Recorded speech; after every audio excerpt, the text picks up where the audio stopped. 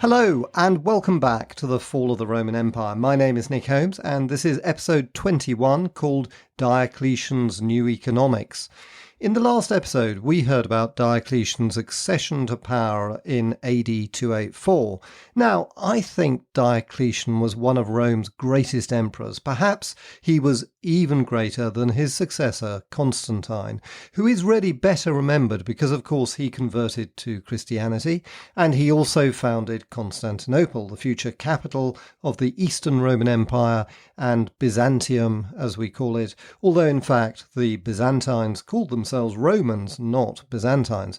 So some people tend to think that the new Roman Empire, which evolved into Byzantium, really started with Constantine.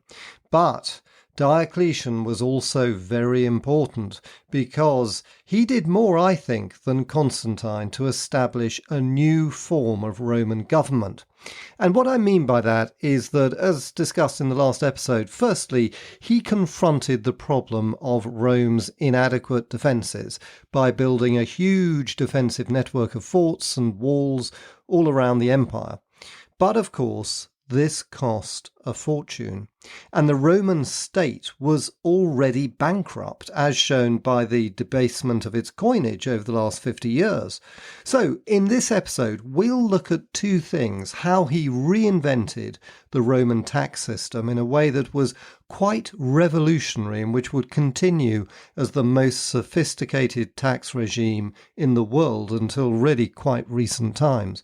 And we'll also look at how he tried to tackle the economic crisis caused by debasement of the coinage, where I'm afraid he wasn't quite so successful. And I think with Diocletian, you need to see him as an emperor who tried to solve all of the empire's problems, but he certainly wasn't always successful. We'll get to his reform of the political system, called the Tetrarchy, which worked in his lifetime but failed later. And we'll also look at his persecution of the Christians, which was a big mistake. But before we get to those, let me tell you about his reform of the Roman tax system. It may not sound exciting, but I promise you that once you get into it, you'll be amazed by what he did.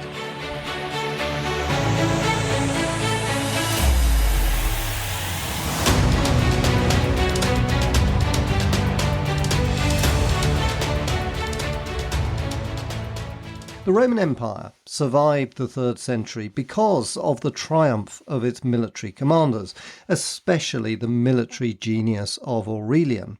But the army needed to be paid, and its costs in the 50 years of crisis from 235 to 284 greatly exceeded the Roman state's tax revenues. Since the Roman government had no means of borrowing money, the shortfall had been funded in a rather brutal method of military requisitioning. This was called the annona militaris, meaning in Latin the military ration. Claudius Gothicus and Aurelian had used the annona militaris, which had first been imposed by Septimius Severus, as an unofficial tax in kind to obtain rations such as wine, meat, oil, bread, and other necessities like wood to feed and pay the disparate units of the army wherever they happened to be fighting. This essentially meant that the annona became an authorized form of plunder. Soldiers could simply requisition whatever they wanted from civilians.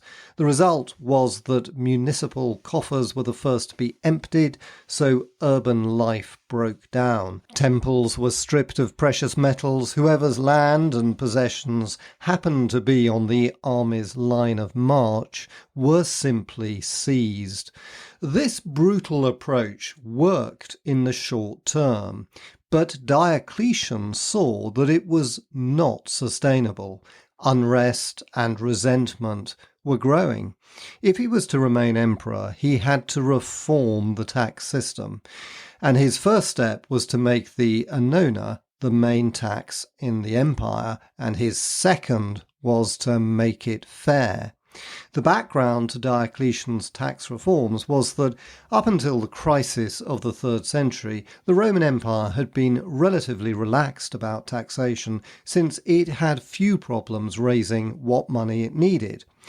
Places like Egypt, Greece, and most of the eastern half of the empire had simply continued with whatever tax regimes had previously existed before they became Roman. In many places, these worked remarkably well.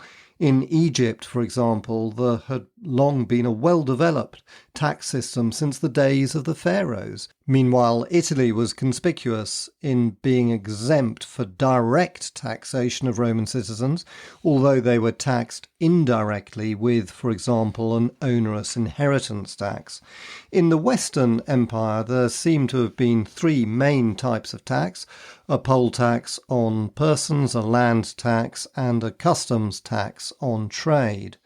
From 298 onwards, Diocletian implemented a massive restructuring of the entire tax system.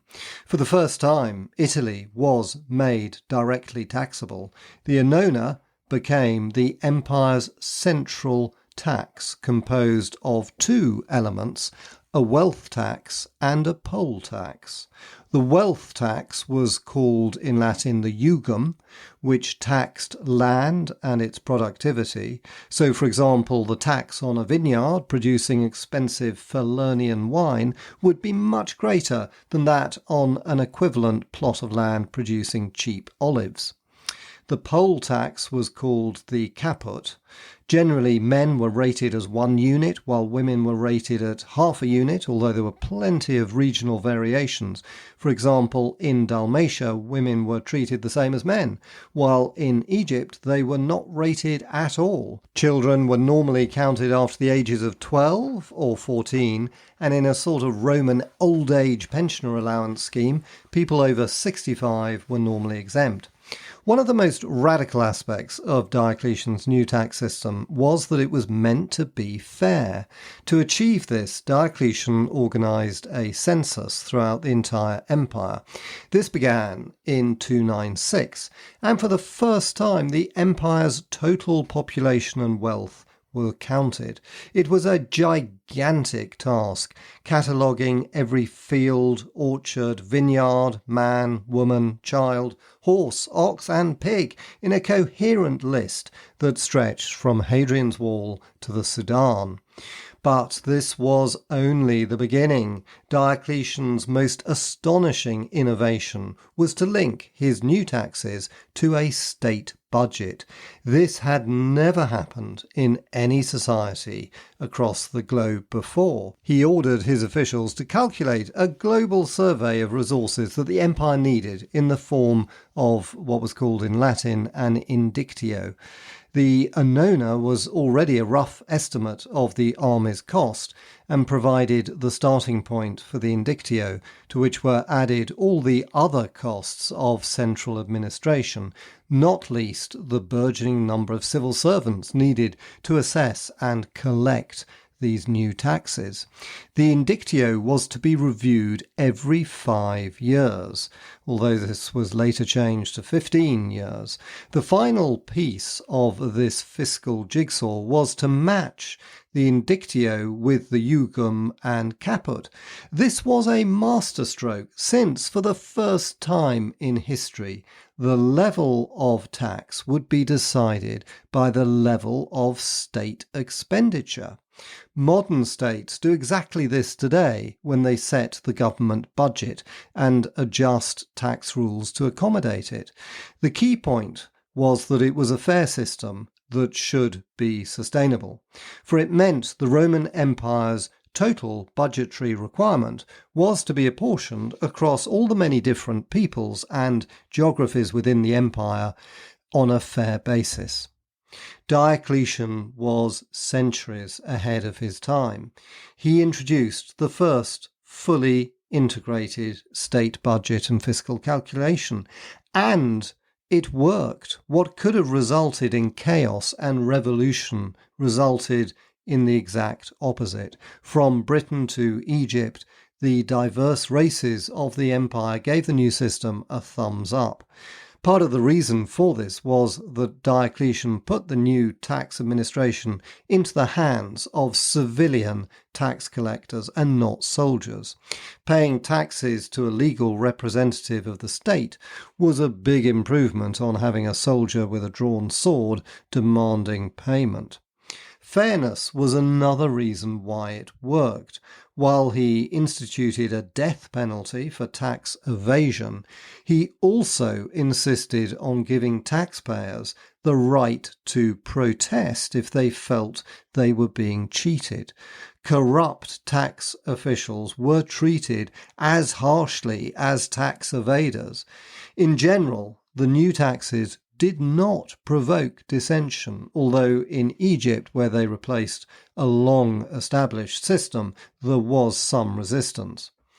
And the final result was the end of years of random requisitioning and plunder by the army, and its replacement with an efficient and effective tax system that helped the Roman Empire to endure for centuries to come. But Diocletian's economic reforms did not end there. He also tried to solve the acute economic crisis facing the empire caused by the debasement of the coinage. Now, the most common coin was the silver denarius, and even in Marcus Aurelius's reign, well before the catastrophes of the 3rd century, there had begun a slow process of debasement, with the silver content of new denarii slightly reducing in each new mint. This then got out of hand in the 3rd century, and by the reign of Gallienus, the empire was flooded with severely debased denarii that had a thin silver skim over a copper base. The result was rampant inflation, with the price of wheat estimated to have risen 100 times in the period from AD 150 to 260. Because of this inflationary crisis, the Romans began the first experiments in history with what we would call monetary policy. This started with Aurelian, who issued a severely debased silver coin known as the nummus, with hardly any silver content, but stamped with a monetary value set at 20 sesterces, guaranteed by the state.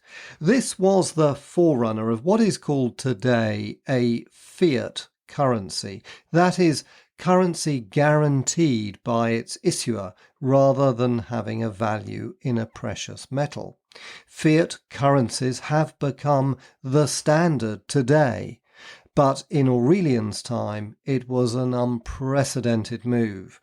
Aurelian's breakthrough helped him to increase spending on the army and fund his huge military campaigns. But his success was only temporary. Romans quickly decided that using money guaranteed by a government that cannot pay was less than desirable. As a result, inflation continued to rocket. Diocletian preferred to go back to the old system.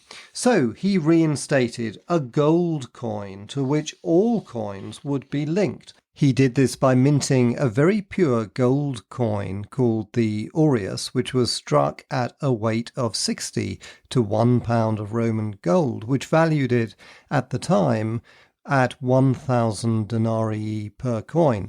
This was a piece of sound monetary policy, but it did not solve the underlying problem, which was that the state was bankrupt because there was not enough gold to issue more than a small number of these new gold aurii.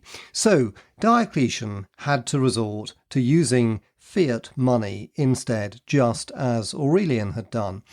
And a copper coin called the follis was minted as the empire's main day-to-day currency with a fixed exchange rate against gold and silver guaranteed by the government.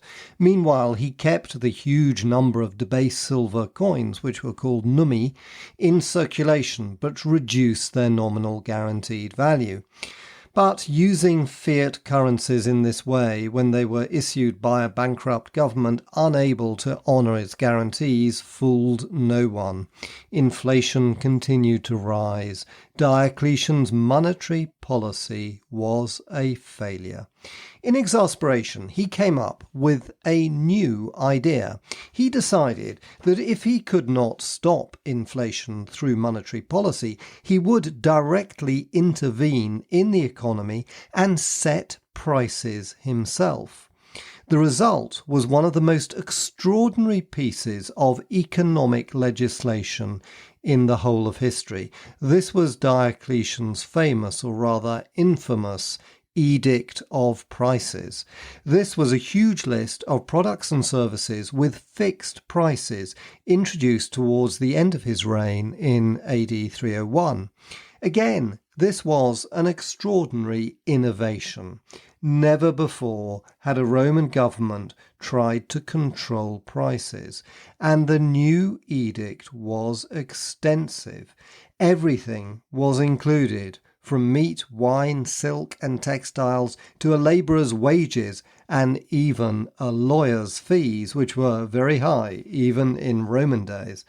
But the edict was a disaster. All it did was to create a thriving black market in goods and services that were charged at their economic prices. Despite its widespread initial implementation, it was quickly abandoned. What it showed was that Diocletian approached economics with the eye of a soldier.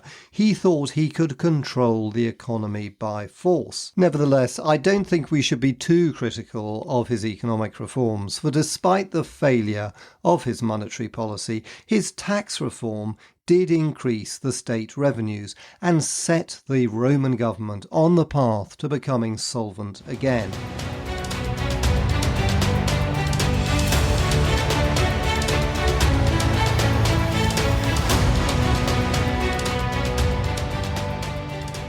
And that ends this episode. Thanks so much for listening, and I hope you enjoyed it. And if you did, of course, I'd be delighted for any quick reviews on whichever podcast app you use. And next week, we'll move on to what Diocletian is perhaps best remembered for, his solution to the problems of Roman government called the Tetrarchy. Thanks for listening, and see you next time.